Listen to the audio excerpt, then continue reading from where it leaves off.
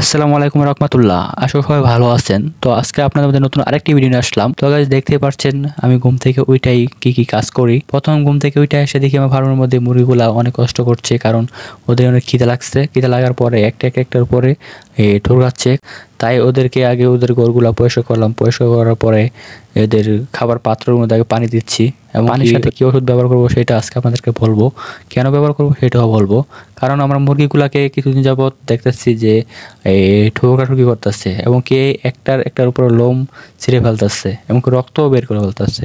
তো গাইস দেশি মুরগির একটাই সমস্যা, এর জন্য ওদেরকে কিছু ওষুধ আছে যে, তো আপনারা পারবেন এই যে আমি আমার মুরগিকে 2 লিটার পানি দিব। তো 2 লিটার পানির মধ্যে আমি 1 চামচ হলদি দিলাম, 1 চামচ লবণ দিলাম, দিয়ে তারপর ভালো করে লাড়াই নিলাম। লাড়াই নেওয়ার পর এটাকে ঝাঁকিয়ে দিয়ে তারপর মিলালাম আবার এইদিক। তো গাইস দেখতে পাচ্ছেন যে আমি মুরগিকে আমি যে ওষুধগুলো দিলাম, যে দেখেন কিভাবে খাচ্ছে, এবং কি এগুলা খাওয়ালে কি আপনাদের মুরগি কখনো ঠোকরাঠুকি করবে না, এবং কি কোন একটা লোম ছিঁড়তে পারবে না।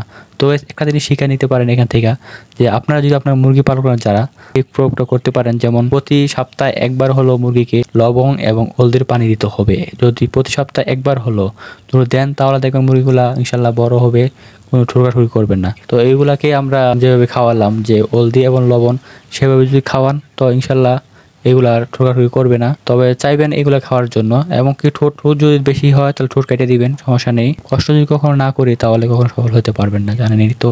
তো আমার ছোট্ট একটা ইচ্ছে ছিল, ফার্ম দেওয়ার ইচ্ছে ছিল, কিন্তু সামর্থ্য নাই হয়তো বা। তো এর জন্য আমি ছোট একটা ফার্মের কাজ করতেছি। করার পরে এতটুকু এখন এই বর্তমানে একটু বড় হয়েছে, বা বড় নেওয়ার কিছু চেষ্টা করতেছি। আপনারা দোয়া করবেন যেন বড় কিছু করতে পারি। তো গাইস এতটুকু ভিডিও আজকে আপনাদের জন্য। তো গাইস আসসালামু আলাইকুম। আমার চ্যানেলটা যারা ভিডিও দেখতেছেন প্লিজ চ্যানেলটি সাবস্ক্রাইব করে দেবেন, ভিডিওটি একটু শেয়ার করে দেবেন।